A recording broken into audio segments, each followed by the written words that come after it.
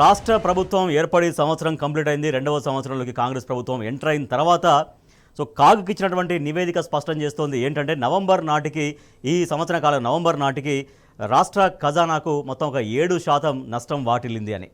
మొత్తం తెలంగాణ రాష్ట్ర చరిత్రలో తీసుకుంటే తెలంగాణ ఏర్పడిన తర్వాత ఇది రెండవసారి ఖజానా నష్టాల్లోకి వెళ్ళిపోవడం. ఒకసారి కరోనా సమయం అనేది కరోనా అనేది ప్రపంచవ్యాప్తంగా మొత్తం అన్ని రంగాల్ని స్తంభింపజేసింది కాబట్టి ఆ ఎఫెక్ట్ తెలంగాణ పైన పడింది.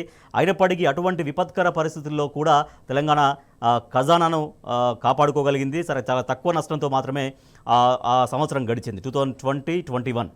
తర్వాత మళ్ళీ ఇమ్మీడియట్గా ఒక గోడగొట్టిన బంతిలాగా తిరిగి వచ్చింది. మళ్ళీ చాలా అద్భుతమైనటువంటి వృద్ధిని సాధించింది. మా ప్రతినిధి లివిల్ కూడా మనకు లైవ్లో జాయిన్ అయ్యారు. రైట్ లివిల్, రాష్ట్ర ప్రభుత్వం పెట్టుకున్నటువంటి టార్గెట్ కనీసం ఒక 50% కూడా ఇప్పటికీ రీచ్ అవ్వలేదు. 46-47% దగ్గరే ఉంది. ఇట్లా ఉంటే ఇంకా రాబోయే రోజుల్లో ప్రభుత్వ నిర్వహణ ఎట్లా, ఖజానా నిర్వహణ ఎట్లా? ఆర్థిక రంగ నిపుణులు ఎటువంటి ఆందోళన వ్యక్తం చేస్తున్నారు? అట్ ద సేమ్ టైం ప్రభుత్వానికి ఎటువంటి సలహాలు సూచనలు ఇస్తున్నారు? అంటే ఏం చేస్తే వ్యవస్థ బాగుపడుతుంది అన్నటువంటి దానిపైన ఎట్లా డిస్కస్ చేసుకుంటున్నారు?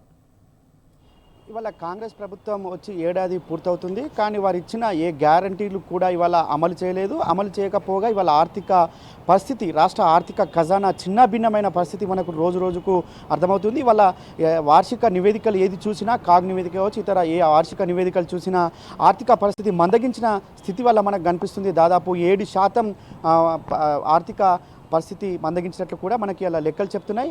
నాడు కరోనాలో ఏ విధంగా అయితే రాష్ట్ర ఆర్థిక పరిస్థితి ఉందో ఇవాళ అంతకు మించి కరోనా కంటే మించి కూడా ఈ కాంగ్రెస్ ప్రభుత్వ కాలంలో ఈ ఆర్థిక స్థితి దిగజారిపోయిందని చెప్పేసి కూడా మనకి అలా గణాంకాలు చెప్తున్న పరిస్థితి కనిపిస్తుంది. అయితే ఆనాడు కరోనా టైంలో కూడా ఎంత ఆర్థిక స్థితి బాగలేకున్నా మళ్ళీ రెట్టింపు వేగంతో సంవత్సర కాలం తిరిగి రాకముందుకే ఆర్థిక స్థితి మెరుగుపడ్డది. నాటి ముఖ్యమంత్రి బీఆర్ఎస్ అధినేత తీసుకున్న కీలక నిర్ణయాలు కావచ్చు, ఆర్థిక పురోగతి ఆనాడు వెంటనే అభివృద్ధి చెందిన ఏదైతే వృద్ధి రేటు సాధించిన చరిత్ర కూడా చూసుకోవచ్చు. కానీ ఇవాళ కాంగ్రెస్ ప్రభుత్వంలో సంవత్సరమైనా రోజు రోజుకు దిగజారుతుందే కానీ ఏ ఒక్క రోజు కూడా కనీసం కూడా వృద్ధి రేటు పెరిగిన పరిస్థితి లేకపోవడం తాజాగా తెలంగాణ రాష్ట్ర ప్రజల్ని ఆందోళనకు గురిచేస్తున్న పరిస్థితి కనిపిస్తుంది. అయితే నాటి నుంచి కూడా బీఆర్ఎస్ పార్టీ చెప్తుంది కాంగ్రెస్ వస్తే ఖచ్చితంగా ఆర్థిక మూలాలు దెబ్బతింటాయి, ఆర్థికంగా పూర్తిగా రాష్ట్రం దివాలా తీస్తుందని చెప్పిన పరిస్థితి వాళ్ళ తాజాగా కూడా మరొకసారి అర్థమవుతుంది. అందుకు నిదర్శనం ఇవాళ ఆర్థిక స్థితిగతులను చెప్పుకోవచ్చు. అయితే కరోనా కంటే ఇంత డేంజర్ సిచ్యువేషన్ ఎందుకు తీసుకొచ్చారు, ఈ విధంగా ఎందుకు ఈ వృద్ధి రేటు పడిపోతుంది అన్నదానికి మాత్రం ఇప్పటి వరకు కూడా కనీస ఆర్థిక శాఖ పైన కావచ్చు, ఇతర శాఖలపైన సమీక్షలు చేయలేని పరిస్థితులు ఇవాళ కాంగ్రెస్ ప్రభుత్వం ఉంది. ఆ కాంగ్రెస్ ప్రభుత్వ పెద్దలు ఉన్నారనేది మాత్రం మనం ప్రధానంగా అర్థం చేసుకోవచ్చు. వాళ్ళ ఆర్థిక స్థితిగతులపైన ఎప్పటికప్పుడు సమీక్షలు చేయడం కావచ్చు, ఆర్థిక వృద్ధి రేటు పెంచుకునేందుకు కావచ్చు, అనేక కొత్త మార్గాలను ఎంచుకోవడం కావచ్చు, ఇవన్నిటిపైన కూడా ఈ కాంగ్రెస్ ప్రభుత్వం దృష్టి సారించలేదు. అందుకు నిదర్శనమే వల్ల పడిపోతున్న వృద్ధి రేటు అని చెప్పుకోవడానికి మనకు ఇంకో అంశం ఏం లేదు. ఖచ్చితంగా వాళ్ళ కాంగ్రెస్ ముఖ్యమంత్రిగా ఉన్న ముఖ్యమంత్రి ఎవరైతే ఉన్నారో అతనికి పాలన పైన పట్టు లేకపోవడం కావచ్చు, ఆర్థిక వ్యవస్థ పైన అవగాహన లేకపోవడం కావచ్చు, ఇంకో ఇతర సమస్యలు కావచ్చు, లేదంటే పాలన పైన మంత్రులు కావచ్చు, ఈ కాంగ్రెస్ పార్టీకి సంబంధించిన కాంగ్రెస్ ప్రభుత్వం ఏదైతే ప్రజాపాలన చెప్పుకుంటుందో వారికి అవగాహన రాహిత్యంతో ఈ వృద్ధి రేటు పడిపోతుంది, మందగిస్తుంది అనేది మనకు ఆర్థిక నిపుణులు చెప్తున్న పరిస్థితి కనిపిస్తుంది. ఇవాళ ఏదేమైనప్పటికీ రాష్ట్ర వ్యాప్తంగా అనేక సంక్షేమ కార్యక్రమాలు కూడా ఇవాళ నిధులు ఇవ్వలేని పరిస్థితిలో ఈ కాంగ్రెస్ ప్రభుత్వం ఉంది. ఇది సంవత్సర కాలంలో ఈ విధంగా పడిపోయిందంటే ఖచ్చితంగా మనం అనేక అంశాలను కూడా ఈ సంవత్సర కాలంలో కాంగ్రెస్ వైఫల్యాలను కూడా చెప్పుకోవాల్సిన అవసరం ఉంది. ఒక హైడ్రా పేరుతో గత బీఆర్ఎస్ ప్రభుత్వం ఉన్నప్పుడు పరిశ్రమలకు ఒక ఫ్రెండ్లీ అట్మాస్ఫియర్ తీసుకొచ్చారు. ఫ్రెండ్లీ విధానంలో సింగిల్ విండో సిస్టమ్ తీసుకొచ్చి భారీగా పెట్టుబడుల్ని ఆకర్షించారు. తద్వారా పరిశ్రమలకు ప్రోత్సహించబడి అనేక పెట్టుబడులు వచ్చాయి, పరిశ్రమలు తరలి వచ్చినాయి. కానీ వాళ్ళ కొత్త పరిశ్రమలు రాక అటుంచితే అసలు ఉన్న పరిశ్రమలే తరలిపోతున్నటువంటి పరిస్థితి. ఇవంతా కూడా పారిశ్రామిక రంగం ఒకసారి స్ట్రాంగ్గా ఎఫెక్ట్ అయిపోతే ఇంకా రాబోయే రోజుల్లో ఇంకా ఇటువంటి సిచ్యువేషన్స్ ఖజానాకు మరింత నష్టం కనిపించే అవకాశాలు రాబోయే సంవత్సరాల్లో ఇంకా ఎక్కువగా ఉండే అవకాశం ఎట్లా ఉందని చెబుతున్నారు? ఇవాళ మీరు అంటే ఖచ్చితంగా పరిశ్రమలకు ప్రోత్సాహాలు ఆనాడు కొత్త రాష్ట్రం ఏర్పడిన నాడే టీఎస్ ఐపాస్ అని ఒక వినూత్న కార్యక్రమానికి శ్రీకారం చుట్టాడు ఆనాడు ముఖ్యమంత్రి కేసీఆర్. టీఎస్ ఐపాస్ ద్వారా ఒకసారి అనుమతులకు దరఖాస్తు చేసుకుంటే వెంటనే వారికి 15 రోజుల్లోపు అనుమతులు ఇచ్చే విధంగా ఆనాడు టీఎస్ ఐపాస్ను తీసుకొచ్చి పరిశ్రమలకు ప్రోత్సాహాలు కల్పించడంతో పాటు వారికి కావలసిన సదుపాయాలు కూడా కల్పించి విదేశీ పెట్టుబడులను కావచ్చు, ఇతర రాష్ట్రాల నుంచి కంపెనీల పెట్టుబడులను పెద్ద ఎత్తున తెలంగాణ రాష్ట్రానికి ఆకర్షించారు.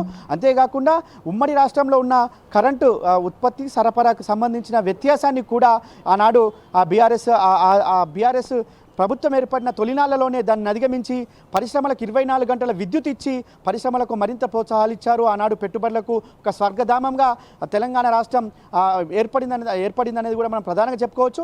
కానీ వల్ల ఈ కాంగ్రెస్ ప్రభుత్వం సంవత్సర కాలంలో అనేక ఒడిదుడుకులు ఎదుర్కొంటుంది. ఏ ఒక్కటి కూడా ముందుకు పోలేని పరిస్థితి వల్ల ఏదైతే పరిశ్రమలన్నీ కూడా ఇతర రాష్ట్రాలకు తరలిపోవడం కావచ్చు, ఇటు వీరు భయభ్రాంతులకు గురి చేసే విధంగా వీళ్ళ సంస్కరణలు చూస్తుంటే కూడా వాళ్ళ పరిశ్రమలు ఇక్కడ పెట్టుబడులు పెట్టేందుకు కూడా ఆసక్తి చూకపోవడానికి కూడా వాళ్ళ మనం ప్రధానంగా అర్థం చేసుకోవచ్చు. ముఖ్యంగా హైడ్రాకు సంబంధించి ఏదైతే హైడ్రా పేరుతో ఒక కొత్త ఏజెన్సీని తీసుకొచ్చి రాష్ట్రంలో ఉన్న భయభ్రాంతులకు గురి చేసే విధంగా రాష్ట్రంలో ఉన్న రియల్ ఎస్టేట్ రంగాన్ని కావచ్చు, ఇటు పారిశ్రామిక రంగాన్ని కుదేలు చేసిన ఘనత ఇవాళ ఈ కాంగ్రెస్ ప్రభుత్వానికి దక్కుతుంది. అందులో భాగంగానే మరింత ఆర్థిక వృద్ధి క్షీణించింది అనేది కూడా చెప్పక తప్పదు. కాంగ్రెస్ ప్రభుత్వం ఏర్పడిన దగ్గర నుంచి అనేక స్కాములు జరుగుతున్నాయని బీఆర్ఎస్ పార్టీ చెబుతోంది. అనేక సందర్భాల్లో ఆధారాలతో సహా స్వయంగా బీఆర్ఎస్ వర్కింగ్ ప్రెసిడెంట్ కేటీఆర్ బయట పెడుతున్నారు. అమృత్ టెండర్లలో స్కామ్ జరిగిందని, తర్వాత సివిల్ సప్లైస్లో స్కామ్ జరిగిందని, ఇంకా ఫ్లై యాష్లలో కావచ్చు, ఇంకా రకరకాల కుంభకోణాలు జరిగాయి. ఈ కుంభకోణాల ఎఫెక్ట్ కూడా దీనిపైన పడింది. సో తద్వారా ఇవాళ ఖజానాకి ఎఫెక్ట్ పడింది అన్నటువంటి ఒక విశ్లేషణ. సో నిజంగా కుంభకోణాలకు ఎట్లా పాల్పడింది, ఆ కుంభకోణాల ఎఫెక్ట్ ఎట్లా ఖజానాపై పడింది అన్నటువంటి చర్చ ఉంది.